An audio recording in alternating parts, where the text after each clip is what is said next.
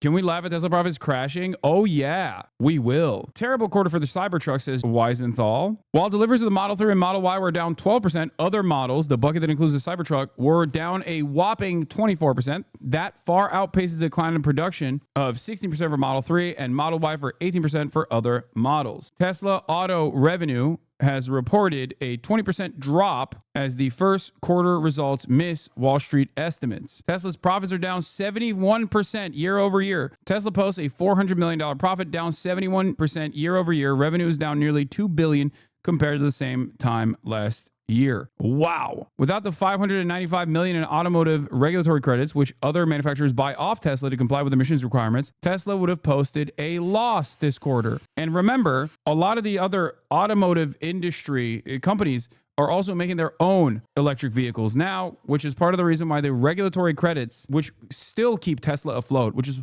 part of the reason why I despise Elon Musk so much and have for such a long time, is because he's such an annoying piece of shit about the government and government expenditures when he is the number one welfare queen, okay? The green credit swap scheme, if it did not exist, Tesla literally would not exist. I need you to understand this because there have been numerous instances where Tesla almost defaulted where the only thing that kept it alive was this automotive regulatory credits, which dictates that other companies, other automotive industry companies that don't make like electric vehicles or whatever, will turn around and purchase, like to offset the carbon footprint that they have. They go and give money to Tesla to make it seem like, oh, Tesla is creating our EV fleet. Why did the Tesla stock go up after this? Never mind, it's going vertical yet again. This shit makes no sense.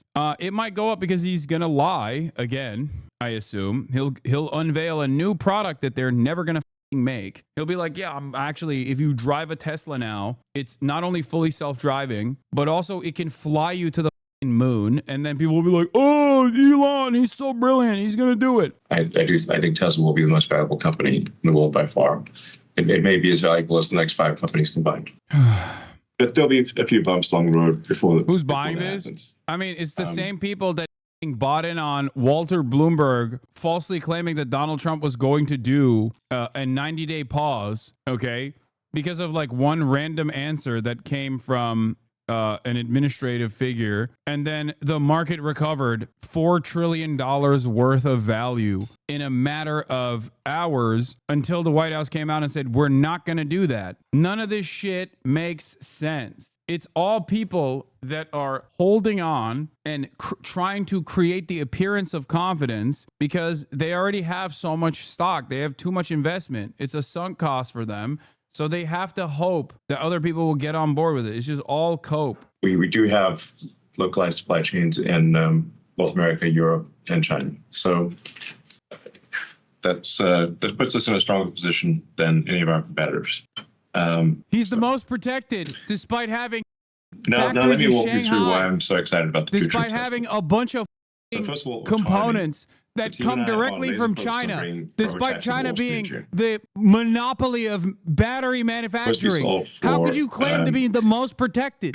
You're fucked. People are so stupid for buying into this. They're so stupid. As soon as possible, I think feel confident in getting to 1 million units per year in less than 5 years, maybe 4 years. So by 2030, I feel confident in predicting 1 million Optimus units per year. It might be 2029.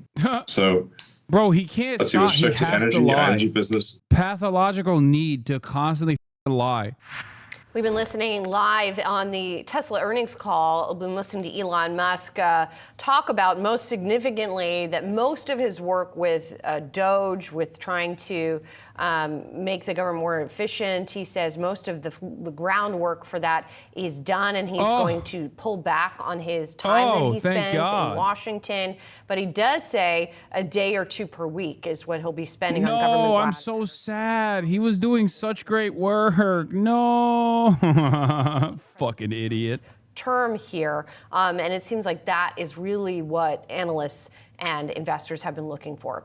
I'm here with Jay Woods, Freedom Capital Markets Chief Global Strategist. Gautam Mukunda is joining us now too. Tufts University Adjunct Associate Professor and Yale School of Management. No, Musk says he'll pull back significantly from Doge in May. Thank you, Susan Crawford. No, I thought we were saving America. What does this mean? America will no longer be saved? What does this mean? What does it mean? I don't get it. I don't get it. Now, yes, he said the same thing about Twitter, and he certainly did not back down.